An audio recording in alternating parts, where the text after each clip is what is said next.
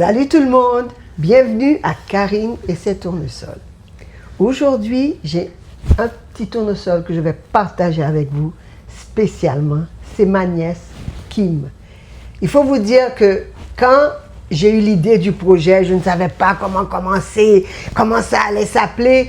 La première personne que j'ai contactée, c'est Kim. Et là, j'ai demandé à Kim, qu'est-ce que tu penses? Voici mon projet, voici ce que je dois faire. Comment tu penses que je devrais l'appeler? Alors, je dois mon titre, Karine et ses tournesols, à Kim. C'est vrai, j'avais oublié cette histoire vraiment. Oui. Donc, et je suis l'une des tournesols aussi. oui, donc ça bien tombe sûr, bien, voilà. Bien sûr, bien sûr. Alors, Kim, aujourd'hui, je te partage avec tout le monde. Oui. Parce que tu es une tournesol, mon tournesol, et je sais que tu es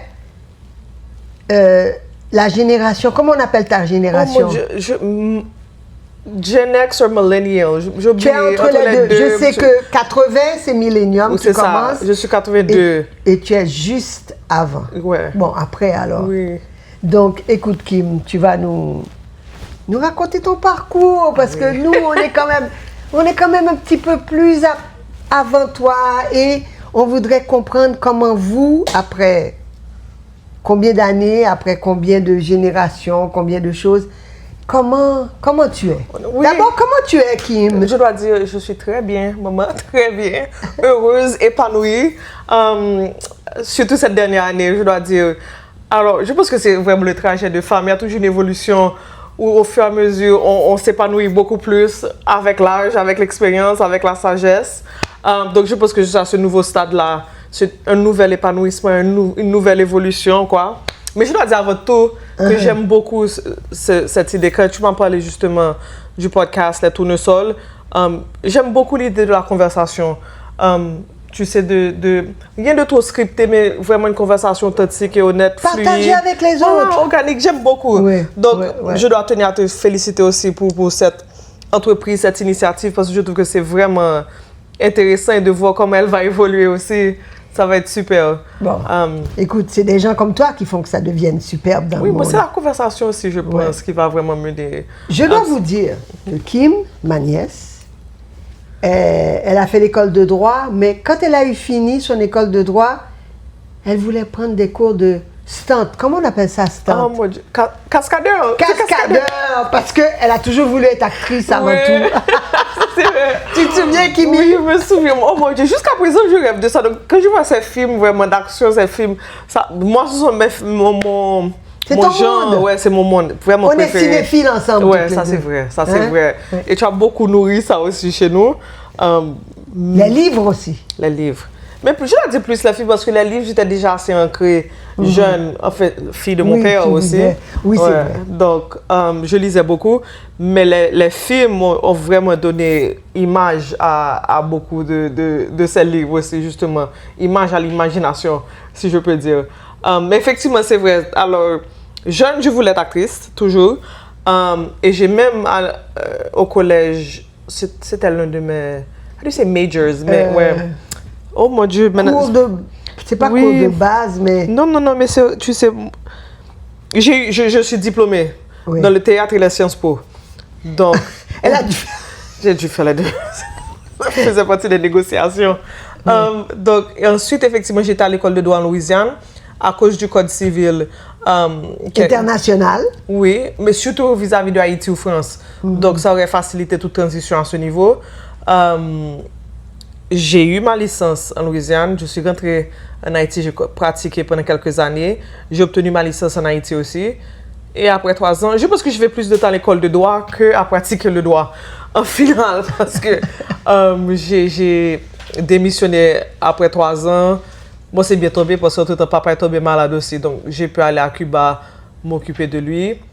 À mon retour, je me suis intégrée dans le gouvernement. Donc, j'ai fait moins qu'une année à travailler. Ensuite, retourner au secteur privé à la chambre de commerce. Je brûle les étapes, je saute un peu rapide. Mais qu'est-ce que tu aimes vraiment faire? Je dois dire, c'est vraiment une bonne question. C'est une question que je me suis posée souvent.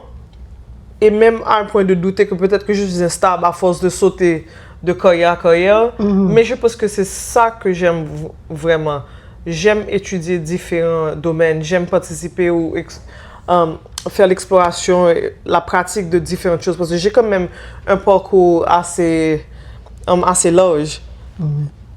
J'aime apprendre, mais je reconnais aussi une fois que j'ai appris, j'ai compris, ça ne m'intéresse plus. Je vais faire quelque chose Passons, exactement, passons. Next. Mais jusqu'à présent, mes 43 ans, pour dire qu'est-ce que tu veux être quand tu grandis, c'est toujours une réponse que je n'ai pas encore trouvée, mais j'aime beaucoup l'exploration de cette question. J'aime beaucoup ça parce qu'il y a tellement d'options et on grandit quand même de manière traditionnelle. Tu es docteur, tu es avocat, tu sais, on n'a pas vraiment une... Maintenant, oui. Maintenant, c'est mieux. Alors, cette nouvelle génération, oui. Parce que tu étais en Haïti, avec le chaos et tout ça. Tu es maintenant? Maintenant. Tu le sais, ouais, Oklahoma. Où est-ce que je suis? Et pourquoi tu as choisi l'Oklahoma? Alors, je dois dire, honnêtement, j'avais ma claque d'Haïti. Vraiment, j'ai dépassé, j'étais fatiguée, j'étais physiquement taxée. C'est presque déchue. Oui, mais j'étais très malade aussi à force de tout ce qui se passe en Haïti. Donc, j'étais presque désespérée à vouloir partir. Donc, j'ai cherché des recherches. Enfin, j'ai fait des recherches sur l'Internet et j'ai trouvé justement ce programme pour le travail à distance. À Tulsa, Oklahoma. Et j'ai profité, j'ai appliqué, j'ai été acceptée. Donc, l'avantage, c'est que j'ai pu garder mon emploi en Haïti, mais évoluer autre part. Donc, c'est ça. Et comment tu es? Est-ce que tu rencontres des gens, tu fais des amis? Honnêtement, ça a changé ma vie entièrement. Et c'est une expérience jusqu'à présent qui se déroule parce que c'était une manière de me rencontrer une nouvelle fois d'une autre manière. En Haïti, on est tellement en mode survie que tu ne te connais pas vraiment parce que tu es toujours dans ce mode de survie. Tu t'oublies. Et une fois sorti dans cet environnement aussi, où la survie n'est plus Enfin, c'est garanti, quoi. Oui. Ça apprendre à se connaître à ce niveau, ce qu'on aime vraiment, ce qu'on veut faire, ce qu'on est capable de faire. Et qui on est vraiment dans un état de paix ou de normal. Et c'est ça le mot vraiment. Normalement, on devrait être comme ça. Oui, mais j'avais oublié ce que c'est de juste vivre. Pas survivre, mais de vivre.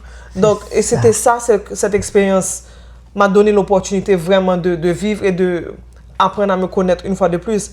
Et c'était vraiment une expérience bizarre à 40 ans de voir qu'il y a tellement de choses que j'ai dû mettre de côté, ou j'ai enfoui, ou j'ai dû cacher.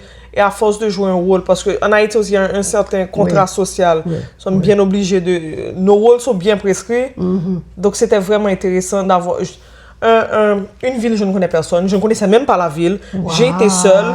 Donc, je n'avais vraiment aucun repère. Et c'est la meilleure chose que j'ai fait. Ça, c'est bien. C'est vraiment bien. Mais il faut vous dire que on a une chose en commun qui nous moi. Nous ne sommes pas des timides. Non, ça c'est vrai. On n'est pas des timides.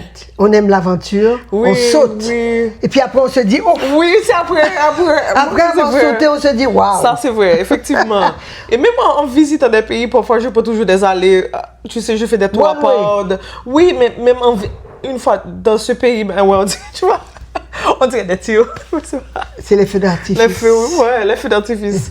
Mais même en visitant un pays que je suis en voyage, je fais toujours des parcours un peu très individuels et peut-être plus obscurs ou pas touristes non plus. Donc c'est dans ce sens qu'on n'a pas cette timidité du tout. Et même audacieux, c'est même très audacieux parfois. Mais c'est cette recherche d'aventure, je pense aussi, de voir autre chose et de faire l'expérience pour soi-même. Et sur ce, tu le sais, vraiment, c'est sans regret. Je ne regrette pas et ça va faire 1 an et demi, là, je pense, en juin. On est en juin? Oui, on est en juin. Donc... Oui. Donc, c'est beau. C'est bien. Non, vraiment, c'était l'une des meilleures décisions que je pense avoir prises. Oh, je suis contente. Moi aussi. Et Kimi, si tu devais changer quelque chose, je sais pas, qu'est-ce que tu changerais? De ma vie ou en général ou... Je sais pas, qu'est-ce que tu changerais? Qu'est-ce que tu n'aimes plus que tu voudrais... Let it go. Oh, je veux dire, au niveau même personnalité. Non, personnalité, tout. Si je te dis, écoute Kim, maintenant, tu as l'opportunité de laisser quelque chose partir pour pouvoir avancer encore plus. J'aurais peut-être dit j'ai un manque d'assurance chez moi, parfois. Malgré que, après toute cette exposition, j'ai un manque d'assurance ou parfois j'hésite beaucoup ou je doute. Donc, j'intellectualise énormément et catastrophise souvent une situation. Ce qu'on appelle l'esprit prend au devant du cœur. Et j'ai toujours fonctionné comme ça et c'est justement une autre expérience que je fais maintenant, c'est ça. Et c'est vraiment bizarre. Mener par émotion ou par cœur, et vraiment se soumettre à ça. Je suis très logique, très cérébrale. Tout doit être bien réfléchi, tout doit être bien organisé. Tu sais, alors, c'est un changement de vivre d'une autre manière, vraiment. Mais je pense que aussi cet exercice cérébral vient du besoin de contrôle, du besoin d'être certaine de tous les différents aspects. C'est impossible. C'est impossible. Alors, et c'est lié justement à ce manque d'assurance en soi. Mais pas au niveau intellectuel, pas de mon intelligence, mais juste de ton intérieur, mon intuition, de ce que tu ressens. Parce que de plus en plus, je vois avec tout ce chaos global qui se fait dans le monde entier, je crois qu'on doit tous essayer de retrouver notre entité, retrouver notre balance avec cette connexion qu'on doit avoir avec la nature, avec tout, avec l'univers. Donc, moi, je crois que c'est ce qui est difficile à retrouver, mais c'est ce qu'on doit faire. Je suis d'accord. Et je pense que doit travailler. Particulièrement chez la femme. Le trajet spirituel ou la croissance de soi, on appelle le personal development en anglais. Le développement personnel. Le développement personnel. Entre un homme et une femme, ça peut être très différent. Parce que je pense que l'homme a un certain niveau de dissolution de l'ego.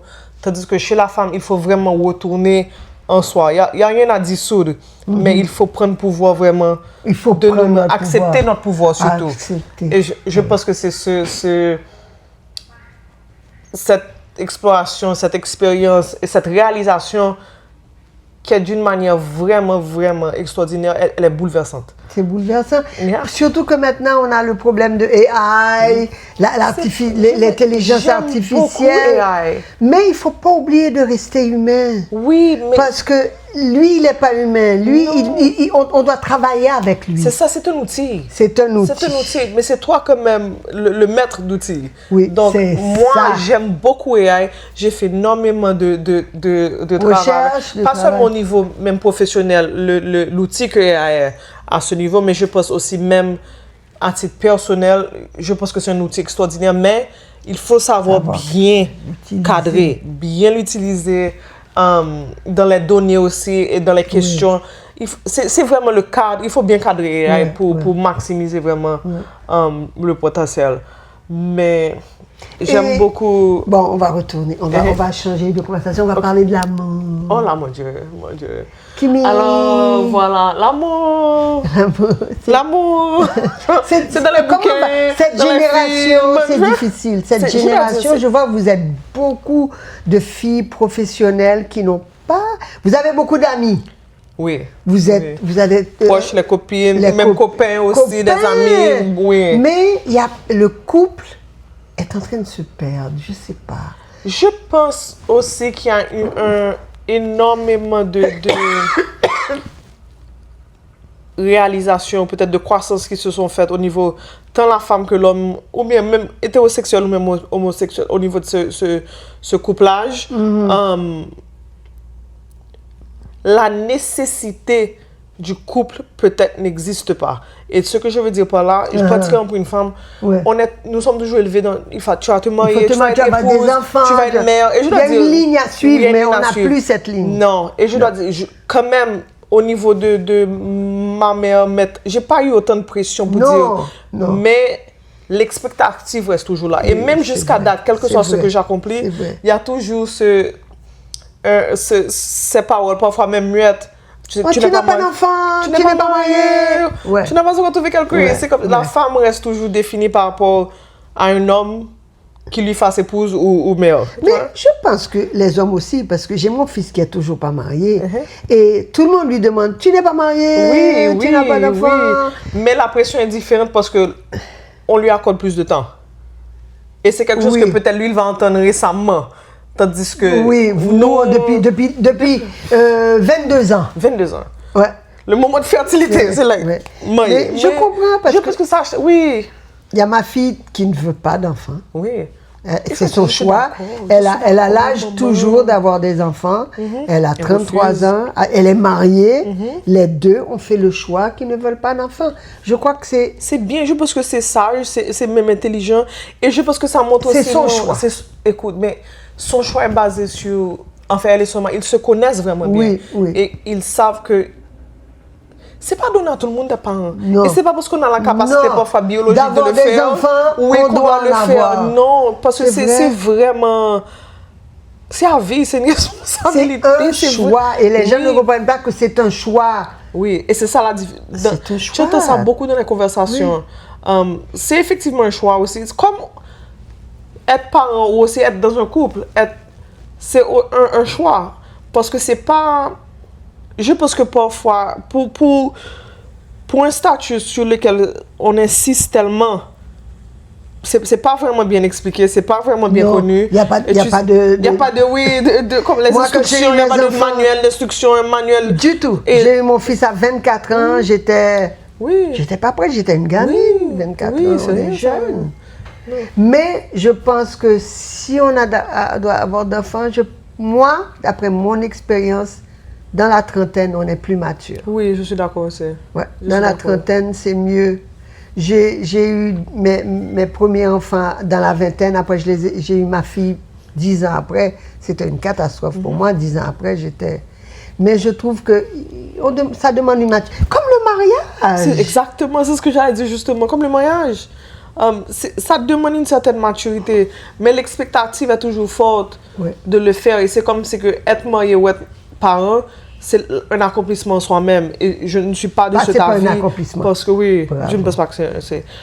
Mais je connais des couples heureux, je connais de bons parents. Et oui, ça existe. Mais je ne pense pas que... Je pense que l'obligation de le faire, tu sais, c'est ce qui dérange toujours. Et je pense que beaucoup de couples se trouvent forcés parfois dans des situations que peut-être une éducation un peu plus libérale ou un peu plus expansive aurait sauvé beaucoup. Donc toi, Kim, écoute, est-ce que tu aimerais... Est-ce que tu crois que tu es bien... Je sais que tu es bien, tu es épanoui, tu es bien, mais est-ce que tu penses... Parce que moi, même à mon âge, je pense que...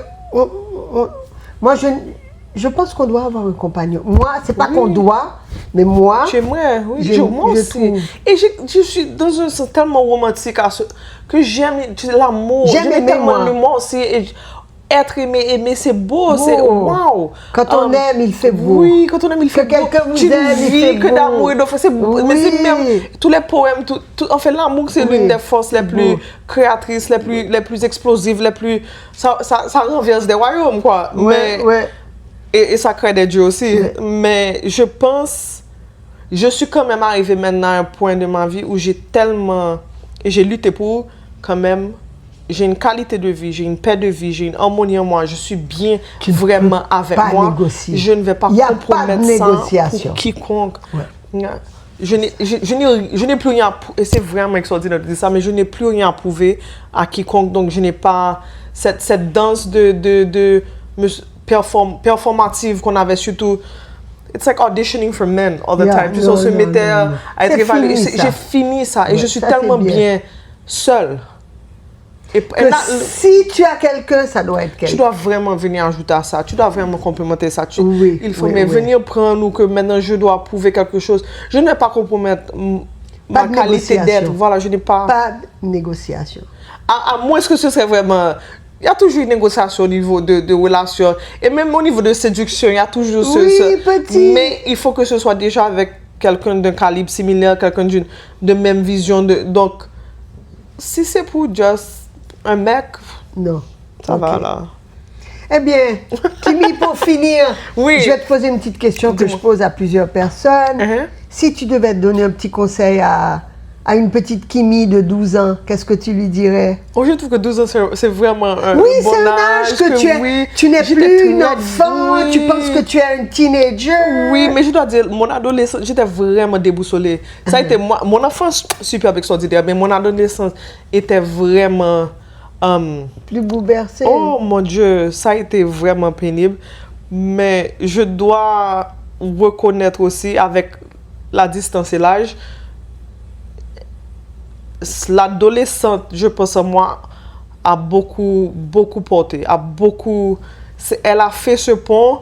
Tu sais, et je me revois à cette époque et c'est vraiment avec maintenant énormément de respect et d'affection parce que pour être à cet âge, ne rien comprendre, les hormones, déboussolé entièrement, perdu et quand même continuer Mais qu'est-ce je que suis tu lui très- dirais à la petite Kimi? Si tu devais... Vraiment, lui, je me demande ce que je ne lui ai pas déjà dit, mais comme je suis vraiment fière d'elle, effectivement, mais aussi,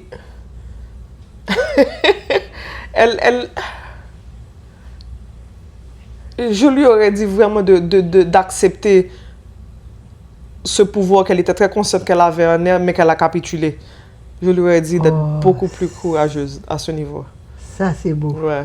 Ça, Merci, ouais. Kimi. Avec plaisir, maman. I love you. Me too. Un Eh bien, plaisir, je vous ouais. remercie et à bientôt. J'espère que vous allez Oui. apprécier ce C'est partage. faut apprécier. Comment dire, faire vos commentaires, si partager avec vos amis parce que je vais retourner pour une deuxième.